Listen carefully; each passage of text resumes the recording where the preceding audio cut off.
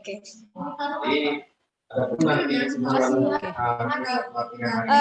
Selamat siang ibu-ibu sekalian. Selamat siang. Iya. Bagaimana kabar ibu hari ini? Sehat bu? Luar biasa. Luar biasa. Semangat ibu ya. Iya. Semangat. Oke bu. Sebelum kita mulai presentase kita pada pada siang ini ya bu ya, siang menjelang sore hari ini, ada baiknya kita berdoa dulu untuk mendapatkan keberkahan atas acara kita ini. Kita mulai dengan berdoa. Berdoa dimulai.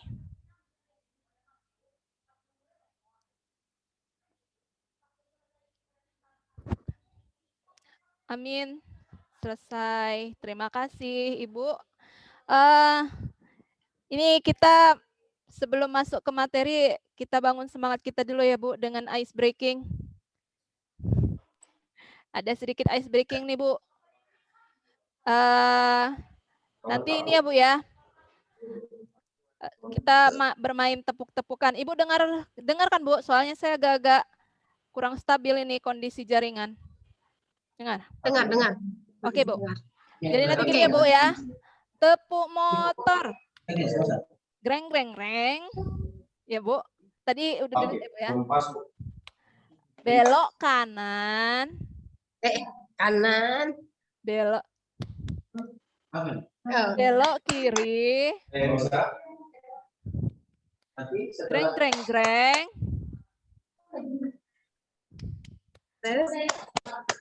Pim.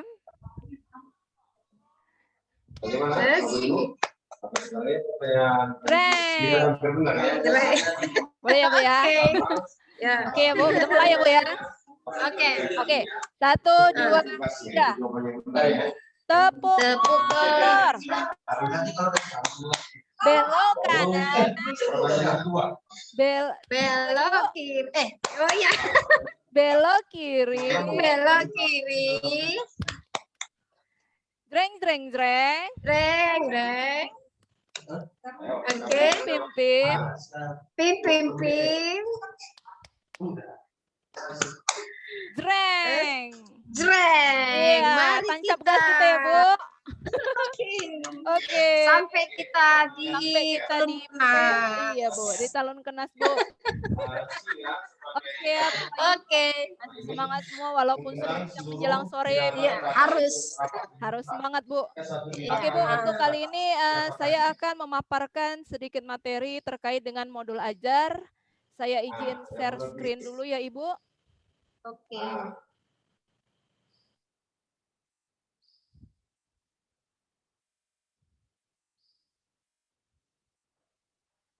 Terlihat ya Bu? Ya. Saya besarkan sedikit biar. Oke, ini kita Bu. Ini ada modul apa Bu ya? Pemaparan terkait modul ajar yang sudah saya coba tuangkan. Jadi nanti di sini Ibu kita akan membahas terkait konsep modul ajar dan komponen modul ajar. Jadi seperti apa konsepnya? Dan seperti apa sih komponen-komponen yang termuat dalam sebuah modul ajar? Jadi kita lihat sama-sama ya Ibu. Ya, untuk konsep modul ajar. Jadi modul ajar itu sejumlah alat atau sarana, media, metode, petunjuk, dan pedoman yang dirancang secara sistematis dan menarik. Jadi harus menarik ya Bapak Ibu modul ajar kita ini supaya kita juga semangat untuk menggunakannya. Ini lanjut, selanjutnya itu modul ajar merupakan implementasi dari alur tujuan pembelajaran dengan profil Pancasila sebagai sasarannya. Jadi ini adalah modul ajar ini pengembangan dari alur tujuan pembelajaran yang sudah kita rancang di awal. Kemudian modul ajar disusun sesuai dengan fase atau tahap perkembangan peserta didik, mempertimbangkan apa yang akan dipelajari dengan tujuan pembelajaran dan berbasis perkembangan jangka panjang. Jadi modul ajar ini Bapak Ibu tidak untuk hanya sesaat dipergunakan, tapi bisa kita pergunakan untuk jangka yang akan datang. Namun tetap ada catatan kecil bahwasanya modul ajar ini bisa mengalami sedikit revisi-revisi, tapi tidak kita ganti secara utuh, hanya kita revisi. Mungkin pada saat kita gunakan di awal ternyata ada sedikit yang kurang atau sedikit yang slip, itu bisa kita ganti. Lanjut, modul ajar ini guru perlu memahami konsep mengenai modul ajar agar proses pembelajaran lebih menarik dan bermakna. Jadi kita bisa menciptakan proses pembelajaran kita itu menarik untuk siswa, terus memiliki makna untuk siswa. Jadi tidak hanya sekedar omong kosong belaka ya Bapak Ibu. Kita lanjut. Jadi ini dia konsep modul ajar itu, di mana profil Pancasila itu berada di tengah-tengah ya Bapak Ibu. Itu kenapa? Karena itulah konsep dari modul ajar ini, bahwasanya profil Pancasila itu harus ada di dalam setiap kegiatan kita. Kemudian ini dia bermula dari ini modul ajar yang berisi apa saja? Berisi capaian pembelajaran, alur tujuan pembelajaran, kemudian profil Pancasila. Kita lanjut Bapak Ibu ke komponen modul ajar. Jadi tadi kalau untuk cerita konsepnya hanya ada itu tadi Pak, Bapak Ibu ya. Bahwasannya si modul ajar tadi itu bermula dari profil Pancasila yang diintegrasikan dalam proses pembelajaran melalui tujuan pembelajaran yang sudah kita rumuskan dengan merujuk kepada capaian pembelajaran yang sudah diberikan oleh pemerintah. Kita lanjut kepada komponen modul ajar. Di sini guru dalam satuan pendidikan diberikan kebebasan untuk mengembangkan modul ajar sesuai dengan konteks lingkungan dan kebutuhan belajar peserta didik. Jadi di sini dalam menyusun modul ajar, kita itu diberi kebebasan sebebas-bebasnya. Tidak ada ikatan sama sekali. Kita boleh mengembangkan modul ajar itu sesuai dengan kebutuhan kita masing-masing dan kebutuhan peserta didik kita. Selanjutnya, modul ajar dilengkapi dengan komponen yang menjadi dasar dalam proses penyusunan. Ini ada dasar-dasarnya yang memang harus ada dalam satu modul ajar, itu ada nanti. Kemudian komponen modul ajar dalam panduan dibutuhkan untuk kelengkapan persiapan pembelajaran. Selanjutnya, komponen modul ajar bisa ditambahkan sesuai dengan mata pelajaran dan kebutuhan. Jadi tadi ya Bapak Ibu, komponen modul ajar itu tidak baku ya, artinya kita tidak ada panduan resmi yang harus kita ikutin. Silahkan berkarya sesuai dengan apa yang mau kita buat untuk sekolah kita masing-masing. Kita lanjut, ini dia ya Bu ya. Jadi komponen modul ajar itu seperti ini Ibu. Terdiri dari informasi umum, kemudian komponen inti, dan diakhiri dengan lampiran. Ini satu keterikatan ini semua untuk menjadi sebuah modul ajar. Kita akan bahas satu persatu. Untuk informasi umum,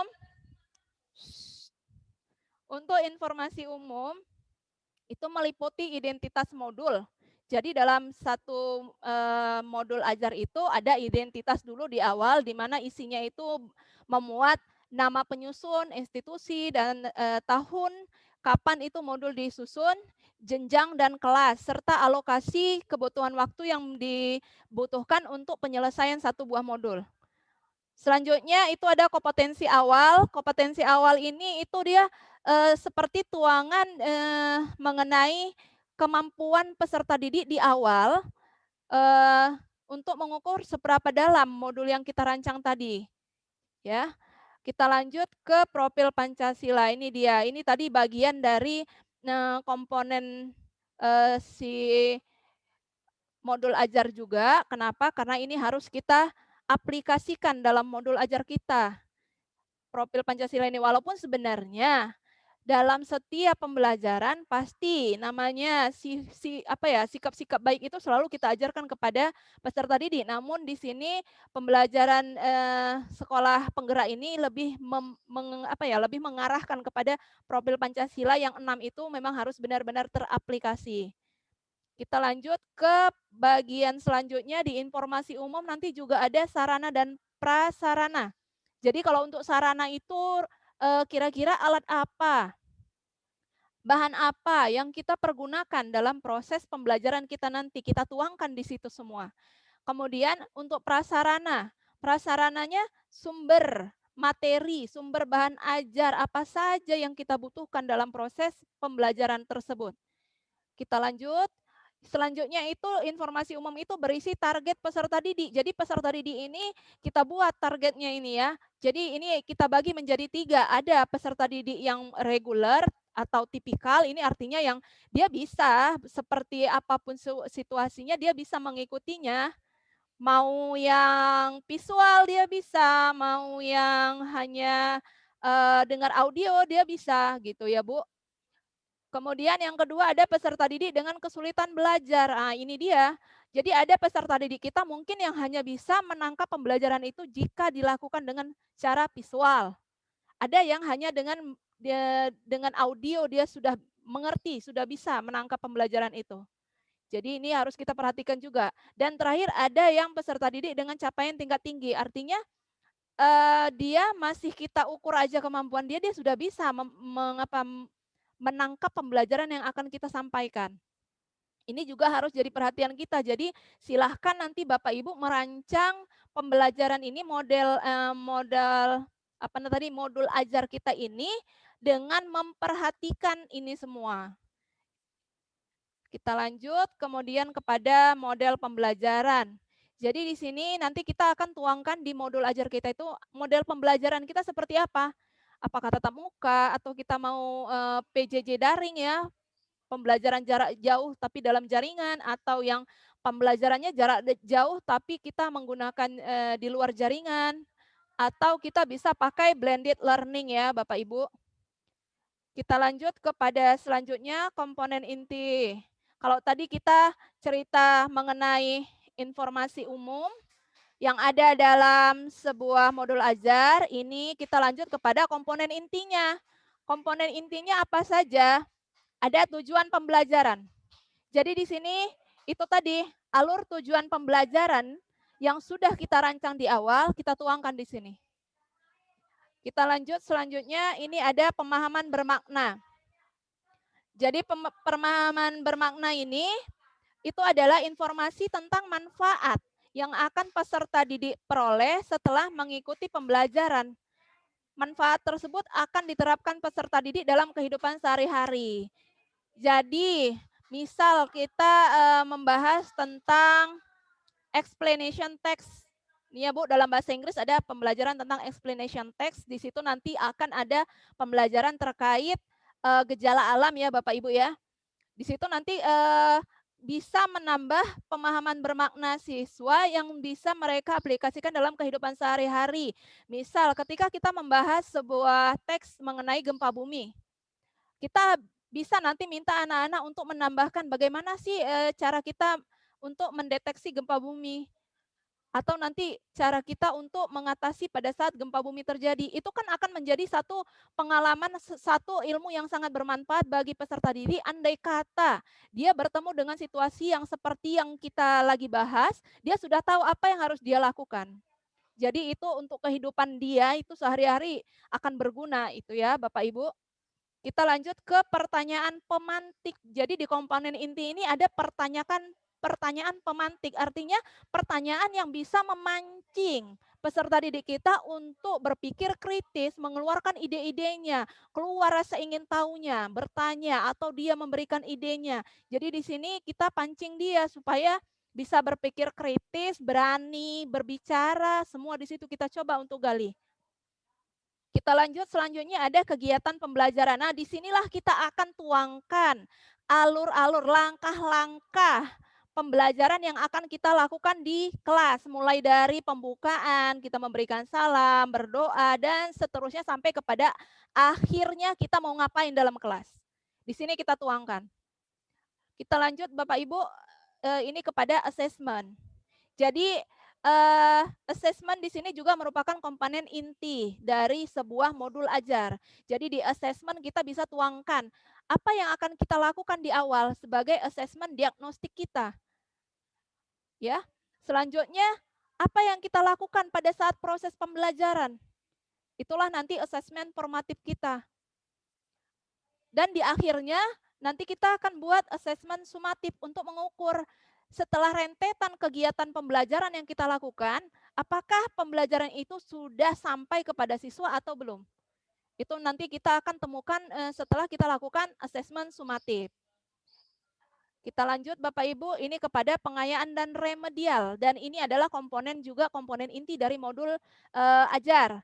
Jadi dalam modul ajar kita akan tuangkan juga kira-kira pengayaan seperti apa yang akan kita lakukan dan remedial seperti apa yang akan kita lakukan untuk siswa yang mampu dan yang belum mampu untuk memahami pembelajaran kita. Kita lanjut selanjutnya, setelah tadi ada informasi umum, ada komponen inti dari modul ajar, kita masuk kepada lampiran dari sebuah modul ajar. Dalam lampiran, di sini tertuang yang pertama ada lembar kerja peserta didik. Jadi disinilah kita tuangkan semua LK-LK atau aktivitas-aktivitas yang akan kita lakukan bersama siswa terkait penugasan-penugasan. Baik itu yang tertulis ya, ada juga yang bersifat proyek.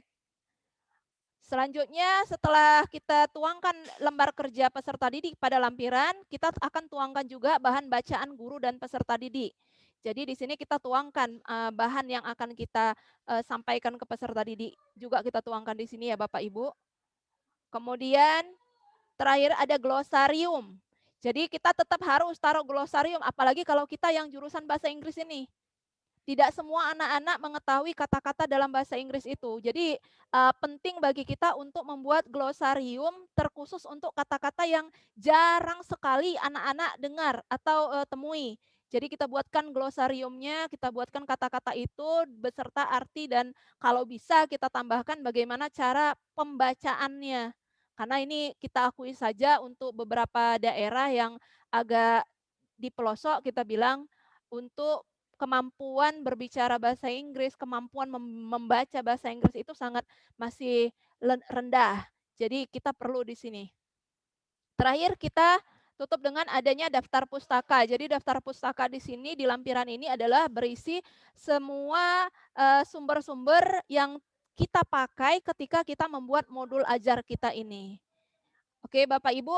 Jadi terkait modul ajar ini, di sini saya hanya akan membahas komponen dan konsep dari proses kita untuk membuat modul ajar. Jadi tadi dia konsepnya bahwasanya modul ajar itu berawal dari capaian pembelajaran yang dituangkan dalam tujuan pembelajaran yang diikat dengan pengintegrasian profil pelajar Pancasila. Kemudian kita lanjut kepada si komponen modul ajar, itu ada informasi umum, ada komponen inti, dan terakhir ada lampiran yang tadi bagian-bagiannya sudah saya perjelas. Oke Bapak Ibu, saya kira-kira Bapak Ibu ada yang masih belum dipahami atau mengganjal, saya persilahkan waktu dan tempatnya untuk memberikan masukan atau pertanyaan. Saya izin stop share dulu.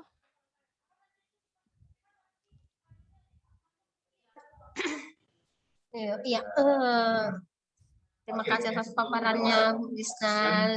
Saya rasa sudah memang agak lengkap dan lengkap, enak mendengarnya tentang modul ajar.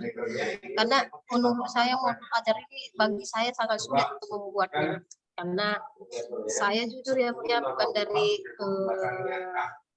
pendidikan, saya dari non-dik. Jadi memang saya belajar membuat modul atau RPP pada zaman kemarin pertama saya dengar apa sih itu RPP itu, apa sih itu perencanaan pembelajaran, blank semua, bingung gitu.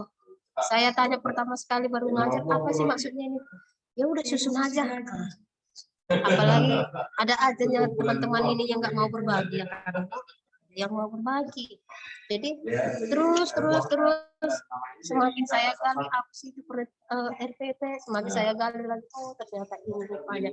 Jadi yang saya ketika ini pengalaman saya waktu di negeri. Jadi semua teman itu masih ada zaman kami kemarin di SMP negeri itu menulis langsung di buku besar. Menulis itu. Jadi saya capek, sempat saya bertanya, ternyata ini rupanya jadi guru. Banyak rupanya tugasnya itu. Rupanya semakin ke depan, ada sambil mengenal komputer, laptop jam sekarang ya. Nah, cuman ada kadang kita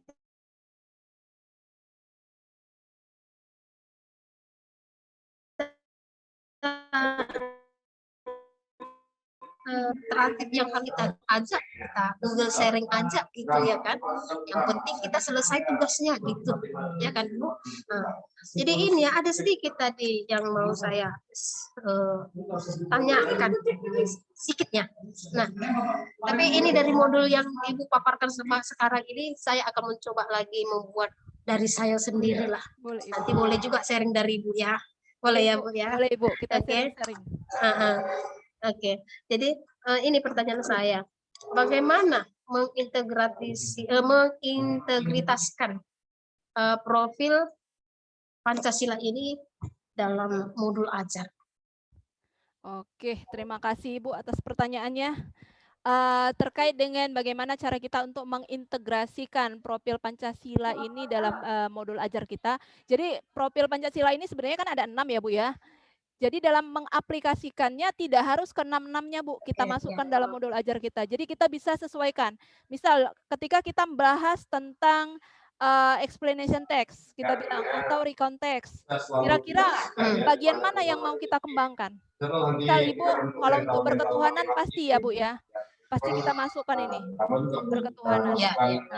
Selanjutnya apa yang mau kita minta di situ? Misal kita mau di situ bergotong royong karena nanti siswa kita bekerja dalam kelompok. Jadi kita bisa menilai bagaimana kolaborasi mereka di dalam kelompok mereka itu. Itulah nanti kita masukkan integrasi di dalamnya profil Pancasila, profil pelajar Pancasila terkait dengan gotong royong.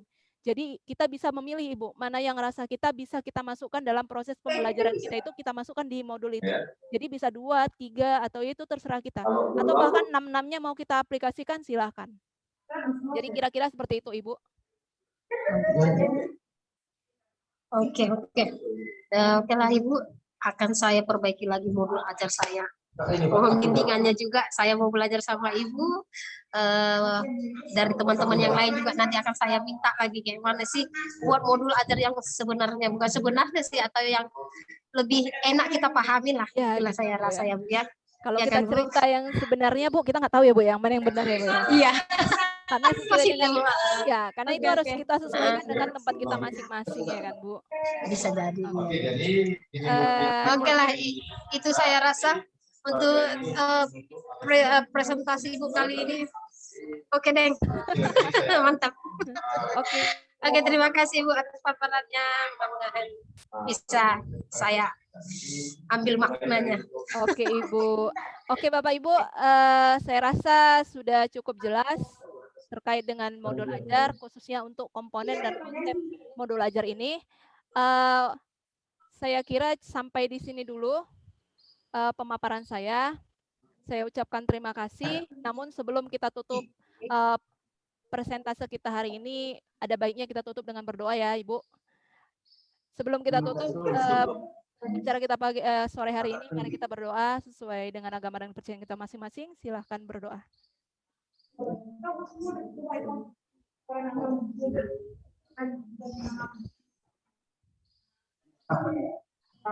Terus saya Ibu, terima kasih Bu atas kehadiran. Oke, sama-sama.